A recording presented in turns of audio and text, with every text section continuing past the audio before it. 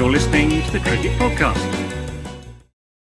Hello, everyone, and welcome to the Cricket Podcast, where it's time for Kohli to move over because there is a new king in town, King Krunal Pandya, that is, who has led RCB to a stunning victory. We'll be talking RCB, we'll be talking Mumbai Indians v Lucknow Super Giants, we'll be talking a little bit about rain in the Punjab game yesterday, as well as other things. I've got a long review of the Long Good Friday that I watched last night, Max, which we can use to pad time if we need to, thanks to that rain delay. But we'll see. Yeah, well, we could just keep it nice and sharp, right? Nice and get through the content and all go and enjoy our evenings. But if we want to turn it into the film review pod as well, perhaps that's something that we could add for our dear Patreons. Patreon.com/the cricket pod. Would they like that? Have you ever seen the Long Good Friday? I've not. No. Why don't we? Yeah, let's start with that. We do sometimes go on to esoteric tangents about film, don't we? So why stop? Look, if you like any of those kind of Guy Ritchie movies, Snatch, Lock, Stock, Snatch, all of that sort of stuff, like the kind of predecessor to them, I guess, would be like the Long Good Friday, which is a London gangster movie made in 1980, starring Bob Hoskins, who is a gangster basically, and someone is out to get him, and he doesn't know who, and he's on the warpath. It's good, pretty brutal for 1980 movie. Yeah, is it kind of serious about itself in the sense that it's trying to be an actual film and a piece of art, unlike a Guy Ritchie film where it's just Vinnie Jones and Jason Statham having a good time? Yeah, it is. There's a lot less glib dialogue, and a lot more. Yeah, it is a lot more serious. It's also got in it. It's got Helen Mirren, classic, and it's Pierce Brosnan's first film. Okay, that's good for a pub quiz, isn't it? It's got some star power. Look, check out Long Good Friday, people who are listening. Should have done this last weekend, shouldn't we? Yeah. Although we had 6 games to get through last weekend. We did have 6 games, yes. We don't have there's room for Longer Friday. But I don't want to spoil it. Probably, I mean, genuinely one of the best last minutes of a film that you'll see. Really clever way of wrapping things up and very well acted. Anyway, look, Max, before we get going, a reminder. If you want to discuss the Long Good Friday with me, sign up as a Patreon, first of all, patreon.com/the cricket pod. We had that, you get access to a Discord, you get access to bonus content. On Friday, we had a 200 message discussion about people's favorite Chinese foods, Chinese dishes. So if that sort of thing floats your boat, get involved there. It was so involved that I went back to it, and then I actually ordered a Chinese yesterday because it did you? The subliminal messaging had happened. What did you get? I ended up getting Kung Po chicken and yes, that's a classic pork ho fun. Yeah, what's that one? Noodles. I don't know. It's like flat stir fry noodles, loads of virgin stuff. It's good. Recommend. Yeah, If you fancy an alternative to chow mein. I do. I'm a big fan of Singapore noodles personally, the thin ones. Nothing wrong with chow mein, but you got to mix it up sometimes. Look, the other thing you need to remember is to click like. Oh, we've done films. It's maybe we just get rid of the cricket bit from the title, and it's just the podcast, and we'll spend an hour 3 times a week talking about whatever has occurred. Look. The other message, of course, is to click like and subscribe on whichever platform you're watching or listening on. If you are on the YouTube, why don't you tell us what your favourite Chinese dish is? What's your go-to order? Because we'd be interested to hear. Like, maybe I'll get a Chinese this evening. I need some inspiration. While you're doing that, Max, can you talk us through who did cricket in the afternoon game today? I can, Jack. It was... team-wise, it was Delhi Capitals against RCB, and it was in Delhi, so that gave RCB a head start because they weren't at home. And it was a bit of a curious one to start with. Delhi batted first, having I think, lost the toss, but said that they would have batted first anyway. And it just didn't get going, really. Abhishek Patel scored a couple of boundaries to give us a sense of a fast start. But at the other end, Faf du Plessis, returning after a few games out, was going nowhere fast. King Legend came in and reprised the King Legend of old with a runner ball 41. And it was only Tristan Stubbs, really, and a little bit of Vippy Boy at the end to catch Delhi up, but get them into a target that was even close to defensible. It was they put on 40 runs for the last 3 overs, pretty much, which is bearing in mind they only ended up 160, tells you how badly it was going through the middle phases. But it looked like it was going to be a tough chase for RCB. They lost a couple of early wickets. Part of that being Virat Kohli completely barbecuing his captain, which I forgot about during the seance that was Virat Kohli's 51 off 47 in the middle overs. Luckily for him, though, Krunal Pandya, King Krunal, was there, rolling back the years. 9 years, I think we worked it out, because the last time he did anything like this was in 2016, in a season where he averaged 39 at a strike rate of 190. It wasn't far off that. It was a pretty special innings when you look at what everyone else had managed to put together in that game. And then at the end, there was just enough time for Virat Kohli to try and hit a 6 to make his stats look a little less bad, failing to do so, which brought Tim David to the party, who finished things off in fine style. He tucked into Mukesh Kumar with glee, with 19 off 5 to finish things off, and make it look a lot more comfortable than it perhaps was at one stage. But it was another win for RCB on the road, 6 out of 6 away from home, and making a good claim for a top 2 spot. So I think we found out a few things about RCB today. One, Krunal Pandya could still bat, apparently. Yeah. 2, Kohli's still got a very slow innings in him, hasn't he? Maybe if you're going to play a slow innings, this was the day to do it.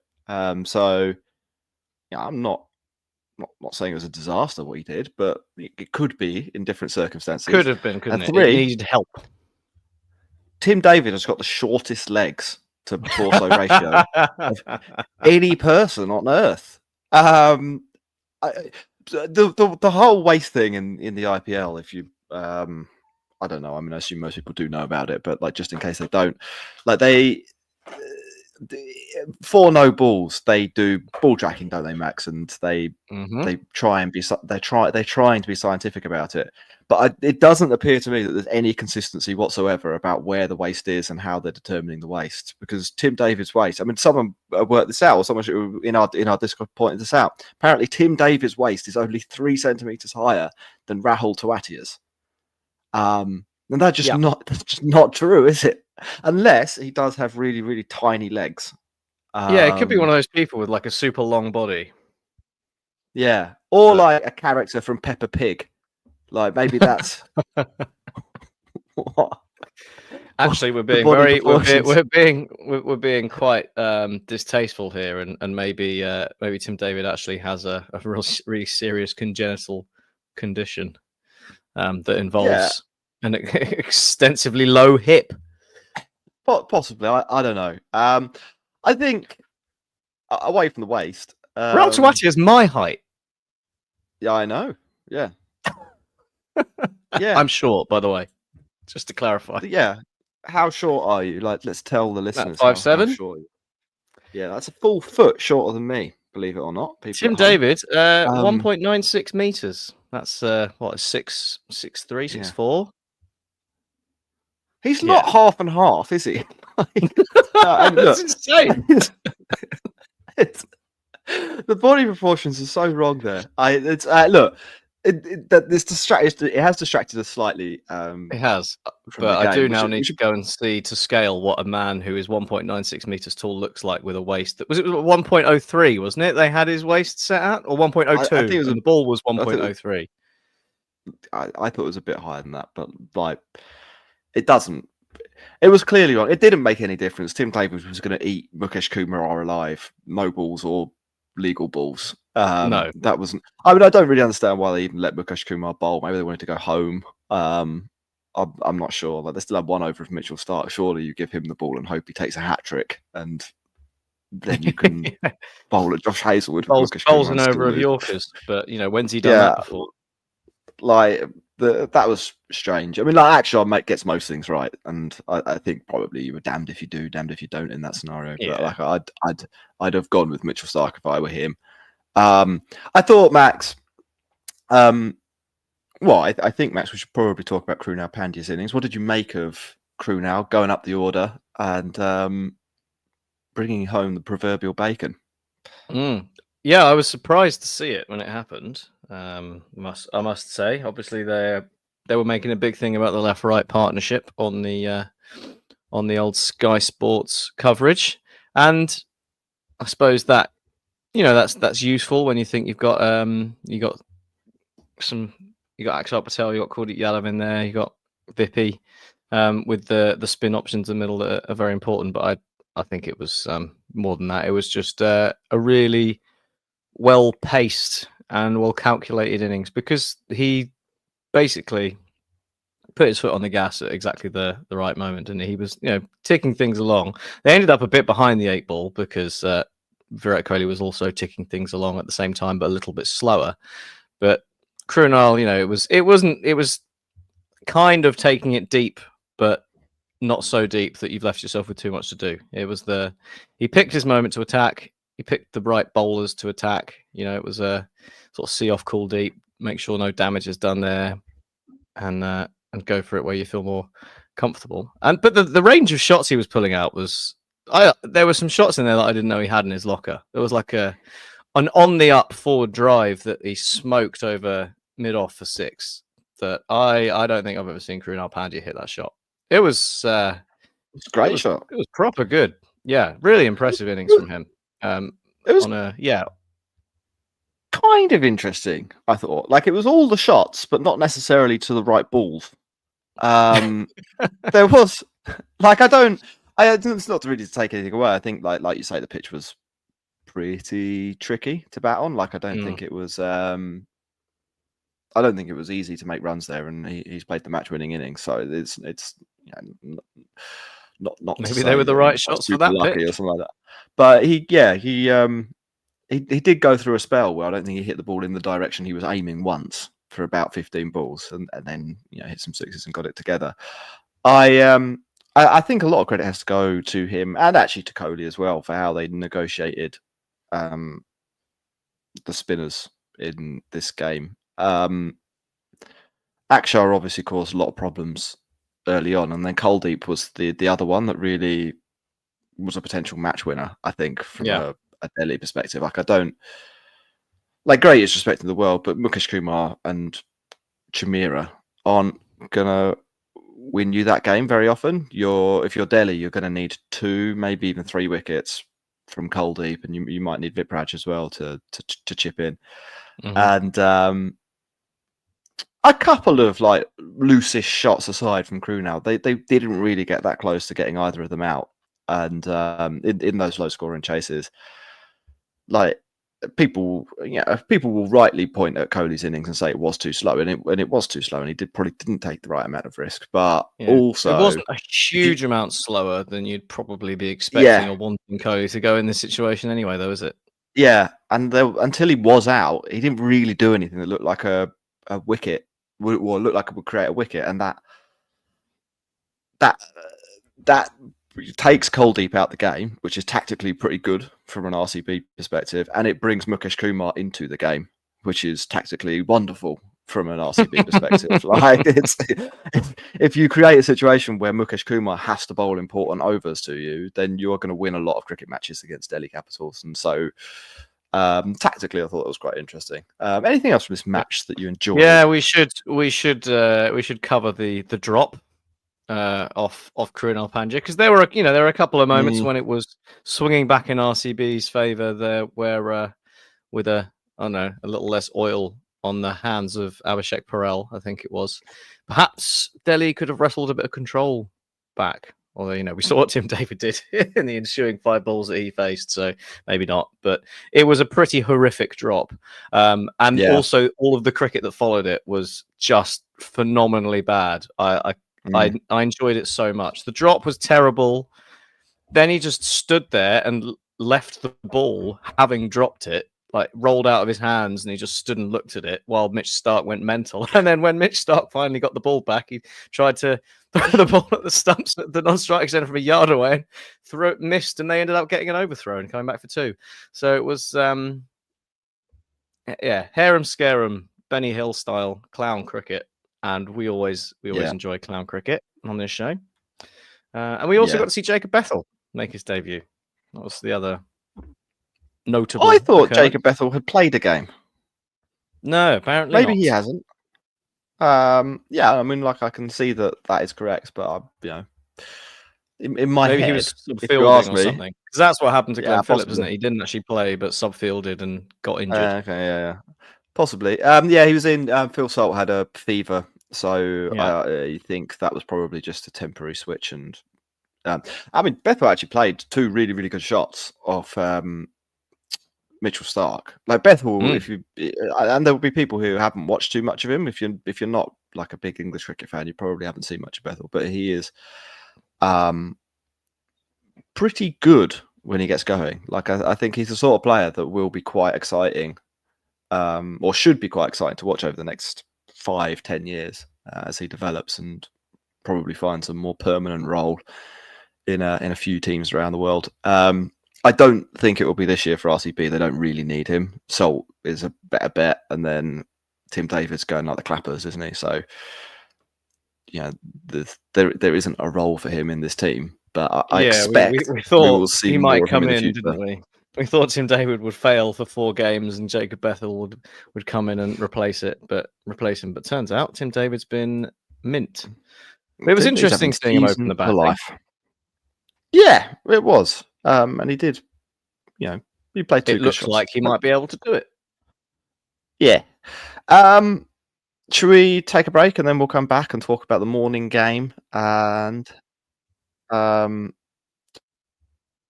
other game that got rained off? I don't know. I don't know how to put that. Yeah. Yeah. You're listening to the Cricket Podcast.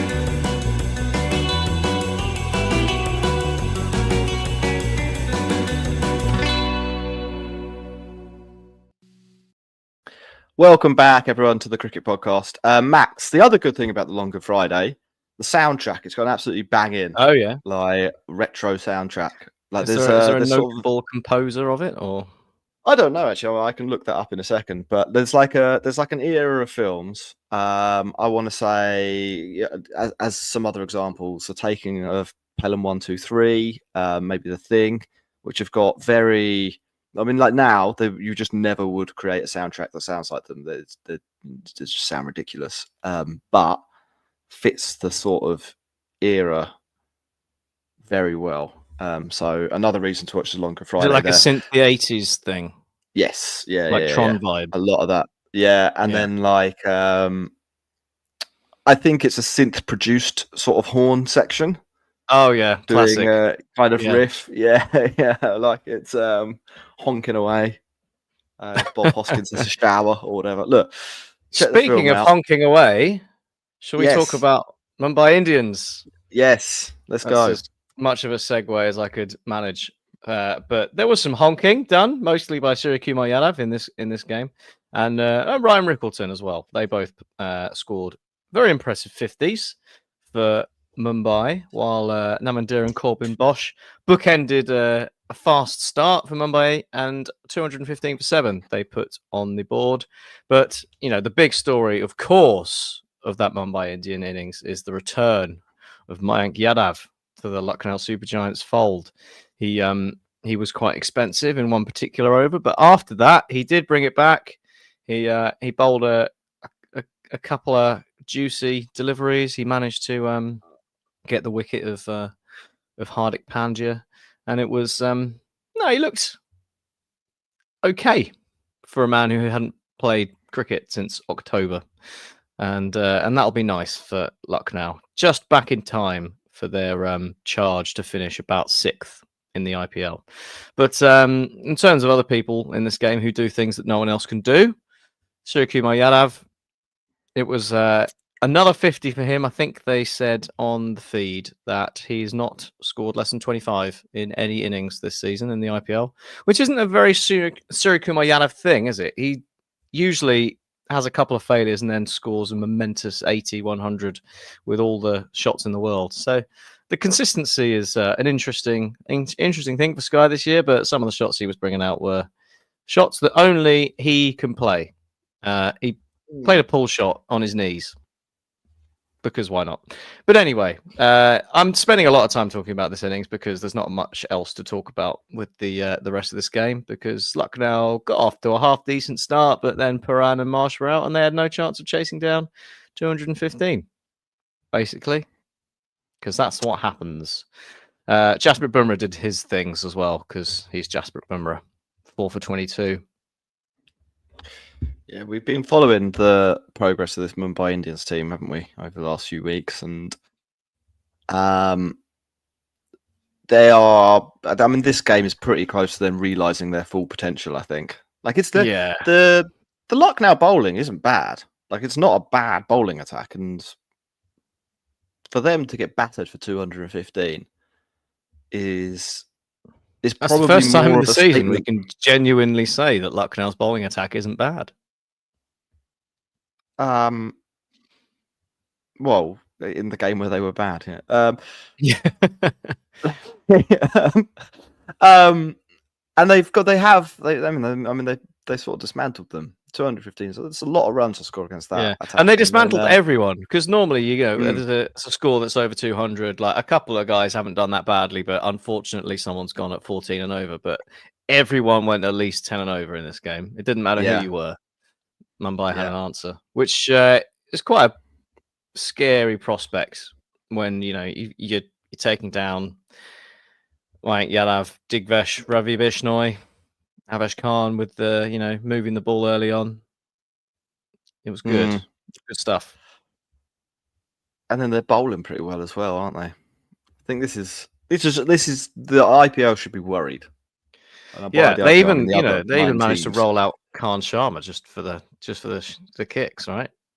Yeah, they now have a record of 6 wins, 4 losses. They look pretty on course, I would say, for the playoffs. Is that their 5th win in a row? I think it is their 5th win in a row. Yes, it is, yeah. Second best net run rate. Yeah, that's trouble. I think it's really bad news for Lucknow Super Giants as well. I think I would say they've got fairly slim hopes of progressing from this point, even with Mayank Yadav back. Like I'm not saying that they can't do it, but I think it will be tough for them. Can you think of any solutions for Lucknow? Apart from just hope that Puran gets all the runs. Yeah, that and hope that Mike Yadav bowls 900 miles an hour at everyone and doesn't break. That's it, really. You're just relying on 2 or 3 guys, aren't you, to get you over the line? But even if they put together a bit of a run, they're going to have to win their last 4 games, basically, aren't they? They've played 10 now. They're on 10 points. Delhi are in 4th on 12 with 9 played. Mumbai, who they've just lost to quite comprehensively, are there on 12, 10 played, and Gujarat got 2 games in hand. It's a tough situation. They're gonna need to win pretty much everything, and that's unlikely levels of consistency when you're relying on 2 or 3 people. I mean, that's effectively it, isn't it? Like there's, you need 4 70s from Puran. Rishabh Pant, Max, and maybe Marsh because of the season he's having. Yeah, sure, fine. We'll throw Marsh in there as well. Rishabh Pant, Max, he fails again. Just he's 4 broken runs the for him flopometer today. He has broken the flopometer. I mean, this is an all-time flop season. I think at this point, isn't it? Like I can't. Has a big star you can recollect, has a big star had such a momentously crap season before? I can't recall one immediately. I'm sure it's happened, but I think also an Indian star as well. That's the other side of it. Like overseas stars, they come over, and like Glenn Maxwell, for example, he's had a season where he didn't even hit a six, and he's not doing very well with the bat this year either. So maybe that's the only thing that springs to mind that you could compare to in terms of a star being that bad. But yeah, Rishabh Pant, he's averaging 12 at a strike rate of 98 this year. It's really hit, though? sad to watch. He has hit 5 sixes. Okay, to his credit. Right. So yeah, like maybe. Which just serves to highlight how many dot balls he's faced. Yeah, no, it's tough. It's actually quite sad watching it. I imagine that he will bounce back at some point, but yeah. Well, the interesting thing with it is like he's batted so little. It's actually quite difficult to tell what the problem is. I mean, he's probably been like in a couple of games he has dropped himself down the order, and batting so little is self-inflicted as the captain, and I think he actually hasn't batted in a couple of games. Yeah. And then maybe he's been a little bit unlucky in when he's had opportunities like this one, perhaps to get out sort of second ball. Like that does happen. So, but I can't tell you now like why I think it is that Rishabh Pant is failing so badly. Maybe the captaincy, Jack, is weighing heavy. Maybe the captaincy, yeah. Captaining a historic franchise like Lucknow Super Giants. The fans, or maybe it's the silence from the stands is getting to him. Gosh, the soul. We've got a few questions in the chat that we'll pick up quickly. Where's Ross? Ross was at a wedding yesterday. I was at the wedding too, but I went home at 11 o'clock and Ross was still there, and Ross had been there all day. I was only an evening guest. As far as I know, Ross is still at the wedding. We don't know when he's coming back. Do we need to send a search party out? Are we there? Are we there yet? It's possible that we're there. So that's where Ross is. And this is a good one from a lot of Lions. Which IPL player would be best at snooker? That's it's going to be someone who knows the angles, right? So I'm thinking someone like Suryakumar Yadav has probably got that in his locker. Yeah. I think, wouldn't you say a spinner for the cue ball control? Yes, that's a very good point. Kuldeep Yadav, maybe. You could see him. Kamindu Mendes would be good because he's obviously ambidextrous as well, and Ronnie O'Sullivan, he plays right and left-handed sometimes to avoid getting the rest out. So I'll chuck him in there as well. Cool. Well, there we go. I think that probably is the answer. The Kamindu Mendes, yeah. Max, the final game we want to talk about was the rain off Punjab v Kolkata Knight Riders. I can summarise this. Punjab batted first, and it went really, really well. They got 201 runs. Priyant Sharia, again, runs 69 off 35 balls. He's having an absolutely cracking season, that lad. And perhaps Simran Singh as well. I mean, like it's an absolutely top opening partnership, and it sets up a pretty good score. Punjab, because they're Punjab, did do some like quite, I would say, weird stuff with their batting order. So Shreyas Iyer, he bats 3, that makes sense. Glenn Maxwell coming up the order, that sort of makes sense as well. He comes in. Wasn't in much the time left in the game, was there? Yeah. Yeah. Then Marco Janssen. That made no sense. In the finishing role with 9 balls left in the innings. In fact, it was a bit more than that, wasn't it? It wasn't he was out with 9 balls left in the innings, so he actually came in with 3 and a bit overs to go. The actual time, I mean, obviously it's rained off. KKR, they get 7 off 1 over, boring. Points shared. We'll talk about the implications of that in a second. I'm quite glad that Ponting did what he did because it gives us something to actually talk about in this game. Can you explain what Punjab were thinking, sending the players in the order that they did? Who was bowling at the time? It's not like you've got massive leg spinners ripping it, is it? Varun Chakravarti can bowl at anyone. No, I can't see it really. Because the only thing that I can possibly think of is left-hander for Marco Janssen. You know, people go a little bit too deep into the left-right hand combo sometimes, and looking at matchups when really you probably should just pick the person who is a batter, not the person who should be batting 8.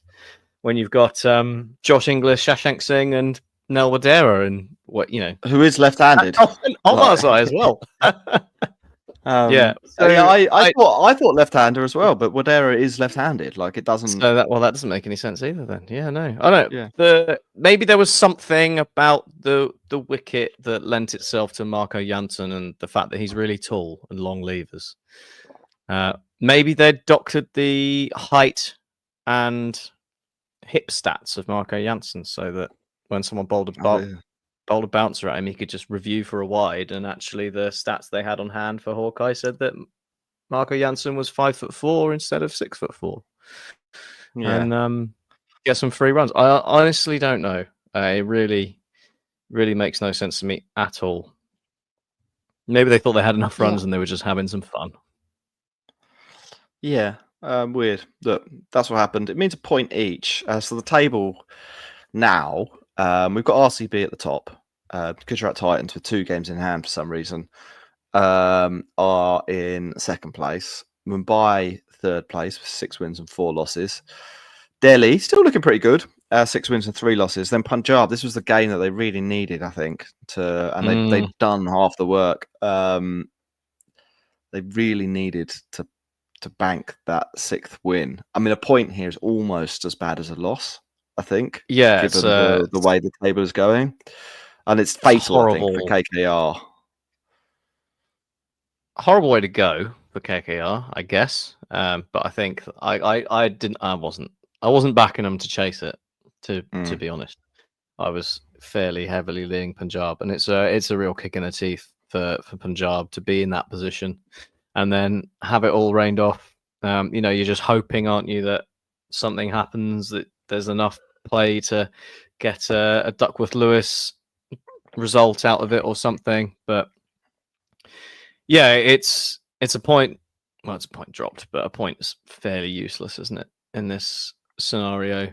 Unless there's some other rain-offs that happen for the teams above them. It means they're gonna have to beat Delhi above them, which maybe they had to do anyway.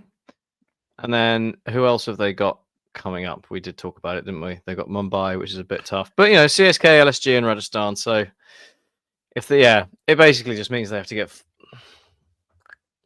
4 wins instead of 3 from these. Maybe if they beat Delhi and Mumbai, they can afford to win one of the others. True. Yeah, and lose a couple. But that's the hardest way of doing it. That is the hardest. That's the Punjab way of doing things. I think it's an interesting table. Like, I think the fact that Delhi losing today puts them in some jeopardy after they sort of pretty much began the day top of the table, didn't they? Like, it certainly makes things interesting. I think we're going to have a good run in. Should we have a look ahead at some fixtures that are coming up? It's Rajasthan v Gujarat tomorrow. Now, this is probably one of the games that doesn't have much riding on it. Like, Gujarat do need to obviously win some matches, win some of their last 6 matches to make the playoffs, but I feel like that's going to happen. And Rajasthan, frankly, it doesn't matter how many matches they win. They are not going to the playoffs. Will this go the way of the form book, do you think? I would expect it to. Yes. Rajasthan can't even seem to win a game when they're on top at the moment. So, given that they're coming up against a side with as fearsome a batting lineup as Gujarat Titans, I don't expect them to win. But, mate, I suppose the hope they've got perhaps is that obviously the key to Gujarat winning a game of cricket is their top 3, and maybe Jofra Archer can do something exciting. maybe Tushar Pandey can burgle a wicket early on because he's expensive, but he does take wickets. He has a knack. So there's perhaps a route to victory there if they can nick a couple of early wickets from that fearsome threesome that Gujarat have got. But I would not make them favourites. No, I would not either. Then we've got Delhi v KKR happening on Tuesday. Delhi, well, it's pretty important for Delhi, isn't it? It is quite important. It's definitely not do or die. I mean, like the Delhi are going to have a few opportunities to win games to make it to the playoffs. But you would say that KKR this season have probably been one of the weaker teams. What do you expect to happen? So Delhi's fixtures, by the way, in the run-in, they've got KKR, Sunrisers Hyderabad, Punjab, Gujarat and Mumbai. So things get quite difficult quite quickly for the Capitals. How big does that make Tuesday? I think it's very big, especially after today's results. They don't want to be in a position where they're chasing points in those last two games against Gujarat and Mumbai, unless they get lucky and the way it all falls means that those games are somewhat irrelevant. But I'm looking at the dates of them, and they're the 11th and the 15th respectively. So they are the earliest team to finish. Alongside Mumbai in their game, which means that it's less likely to be a dead rubber and give them that on the beach help that they might need. So they don't want to be chasing things. They want to be ahead of the game, and this is a big one. And I think Gujarat will have a bunch of games to play by then as well. So even if Gujarat are on course to make the playoffs, it's not. They'll still have to do it. Their third last game is Delhi's second last game, so they'll still be trying to win so that they can finish in the top two, because that's incredibly important in the IPL. So a pretty big one. I think Delhi. I think I'll probably back Delhi to beat KKR mostly. But I think it's you got a Mitchell Stark revenge arc in there as well. So you do have that. Yeah, you definitely do have that. I mean, I don't think he was particularly thrilled with how he was released by KKR, so that's certainly something to look out for. It'll be one of the first times this season as well, I think, that we'll have seen Delhi in a situation where they're not like front runners in the league. Their last few results have sort of dragged them back into the general pack a little bit, and obviously they had that great start. So playing under qualification pressure for the first time should be interesting. And then on Wednesday match, it's Chennai Super Kings v Punjab Kings. I think it probably does fall under the category of must win, doesn't it, for Punjab? I feel like because of who they're playing, CSK are really you wouldn't normally say, would you, about a game away at Chennai? Yeah, their points, basically waiting to be picked up. They're playing all sorts of weird teams. I feel like if Punjab go there, focus and play 80% of their ability, they should win this. But it is Punjab, and it would be kind of a Kings of Comedy move to lose, wouldn't it? It would. It would be on brand, but there's just nothing about the way CSK are playing cricket at the moment that makes me think they can win, especially with the teams they're picking. Like it's pretty much just names in a hat at the moment, isn't it? Just throw some cards up in the air and see which ones land face up on the floor. You can have a go today.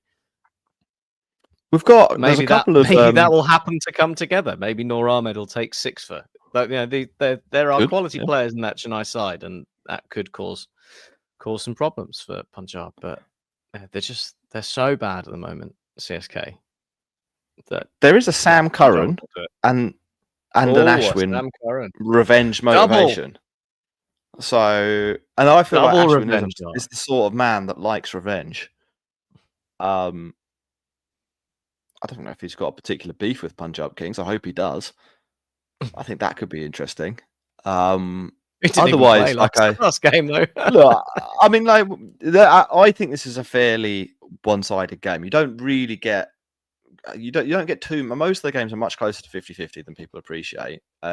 Yeah. I feel like this is one of those ones that probably isn't. That doesn't mean, however, that Chennai will definitely Yeah. lose. Like it's not But, like what India v what does it Scotland make it? or something 64? like that. Like I would say in that ballpark, yeah. Yeah. I think weirdly, it maybe even should be a bit more than that, but because it's Punjab and because Punjab historically fucked situations like this up, we maybe are not as excited about their prospects of a win as we should be. But Yeah. we'll see. That's Wednesday. Anything else, Max? Finish the pod. No, I mean there's some more non-cricket related, non-IPL related questions in the chat if you wanted to pick those up. Go on. What are they? Someone asked about what football teams we support. I support AFC Wimbledon. Yeah, I support Chelsea and then support AFC Wimbledon when I don't want people to know I support Chelsea, which is a useful thing to have. Yeah, and they asked us about our cricketing pedigree as well. And well, I played for England under 18s and then I quit and I fell out with Rob Key. Max, what did you do when you were a little boy? I had trials at Surrey once, but I did heavily peak at about 13 when it came to cricket. But now it's now I'm quite bad. And someone asked, who's the better bald, Ardis Slot or Hardik Pandya? At cricket, clearly Hardik Pandya. At football, I think Slot's got him covered. So we need to find an intermediary sport, maybe the snooker championship. Is the question who looks better bald? Who wears the lack of hair better? Was that the? Oh well, that's Ardis Slot, I think. Yeah, that is an honest. Like that man was bred to. He was born bald and remained bald for his entire life, and he will die bald.